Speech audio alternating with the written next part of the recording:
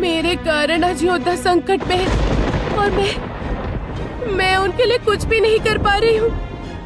मुझे तो अभी मणि भी ढूंढनी है। मैं क्या करूँ मैं? मुझे तो कुछ भी समझ नहीं आ रहा। अभी तो और 2 मणियां भी ढूंढनी है और वहाँ योद्धा कैद में है। मैं क्या करूं? मुझे कुछ समझ नहीं आ रहा। मैं क्या करूं?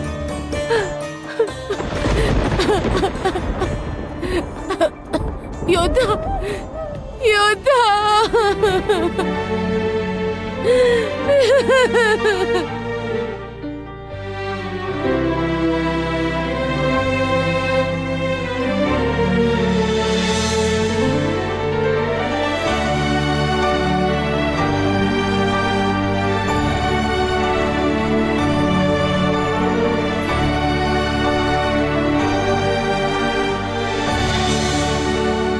मैं इतने दिनों से कैद में था,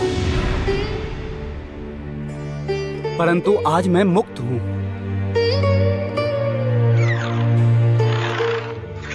पर इसका लाभ क्या है? मैं तो अपनी राजकुमारी से मिल ही नहीं पा रहा हूं। क्या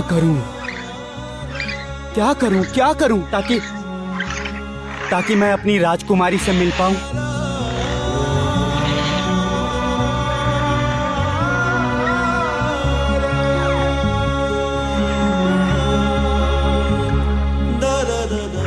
हमें अग्नि का मनोबल बढ़ाना चाहिए। अगर अग्नि दुखी होंगे तो हमारी मित्र भी दुखी हो जाएगी। हम लोग क्या कर सकते हैं? ये कैसा वीर पुरुष है जो रोए जा रहा है? पागल।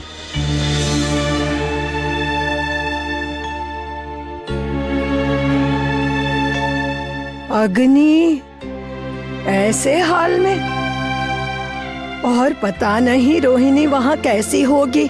अग्नि के बारे में सोचकर नहीं, रोहिणी को बताना होगा कि अग्नि सुरक्षित है, वरना किसी काम में उसका मन नहीं लगेगा।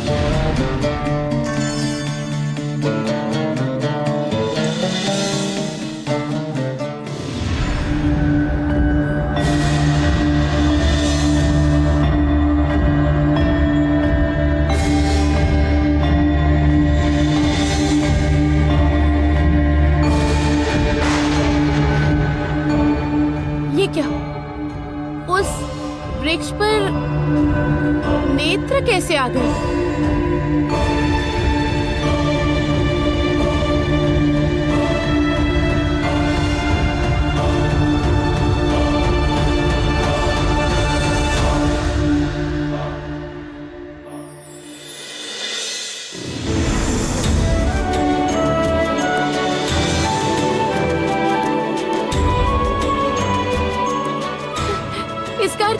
इसका अर्थ है योद्धा को मुक्ति मिल गई है। बूढ़ी माँ ने यही तो संकेत दिया है। योद्धा ठीक है, अब मुझे कोई चिंता नहीं है। मैं दुख के कारण गलत फैसला कर रही थी। नहीं, हार मानने से काम नहीं चलेगा। माँ को बचाना मेरा लक्ष्य है। जैसे भी हो मुझे और 2 मणियां ढूंढनी ही होगी। वक्त आने पर योद्धा से मेरा मिलन जरूर हो जाएगा। सुनो पुत्र, तुम्हारी राजकुमारी को पता चल गया है कि तुम मुक्त और सुरक्षित हो। अब अगर तुम चिंता करोगे तो रोहिणी भी चिंतित हो जाएगी। इसीलिए धैर्य रखो, समय आने पर तुम दोनों का मिलन अवश्य होगा। ठीक है बूढ़ी माँ, अब मैं निश्चिंत हूँ। यदि आप कह रही हैं तो अब मैं बार बार चिंता नहीं करूंगा। जब इतने दिन इंतजार किया है तो कुछ दिन और इंतजार कर लूंगा। ठीक है?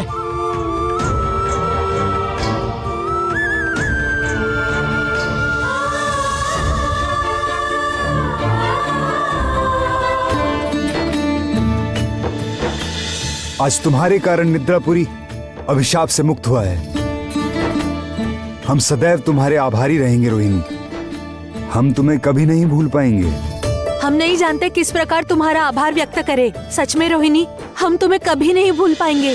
मुझे आप लोगों का धन्यवाद करना चाहिए। आप लोग मेरी सहायता नहीं करते तो मैं कभी मणि नहीं ढूंढ पाती। आप लोगों ने मोहिनी से भी मेरी रक्षा की, मेरा मनोबल बढ़ाया है। मैं सारी उम्र आप लोगों को याद रखूंगी। अपना ध्यान रखना, खुश रहना। अवश्य। लेकिन मेरा आपसे प्रश्न है, मोहिनी कहाँ है? मोहिनी को जहाँ रहना चाहिए वही है। उसका अचेत रहना ही सही है। तुम चिंता मत करो, अब वो तुम्हारे पथ की बाधा नहीं बनेगी। ठीक है, तो अब मैं चलती हूँ। इस विदाई के बेला पर निद्रापुरी की ओर से तुम्हारे लिए एक छोटा सा उपहार है। कौन सा उपहार? एक उपयोगी अस्त्र।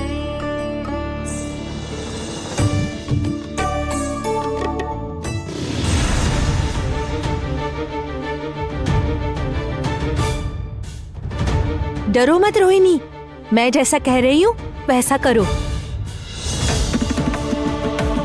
जिस प्रकार तीर धनुष धारण करते हैं, इस अवस्था में खड़ी हो जाओ। मतलब यहाँ तीर धनुष कहाँ पर है? जैसा हम करने को कह रहे हैं वैसा करो। जिस प्रकार तीर धनुष पकड़ते हैं, इस अवस्था में खड़ी हो जाओ।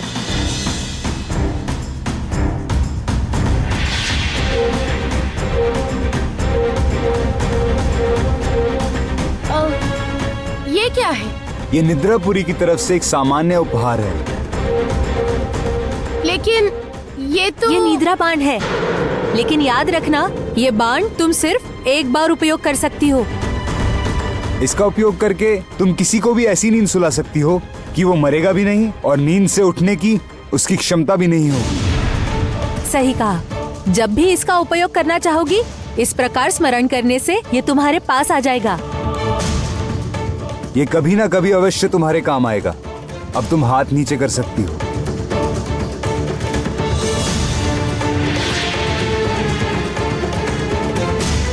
इन सभी चीजों के लिए आप दोनों का बहुत बहुत धन्यवाद। चलती हूँ, अब मुझे जाना होगा। जितनी जल्दी हो सके बाकी 2 मणियां मुझे ढूंढनी ही होंगी। तुम अवश्य ही ढूंढ लोगी। तुम अपने हर लक्ष्य को अवश्य प्राप्त करोगी। हम प्रार्थना करेंगे।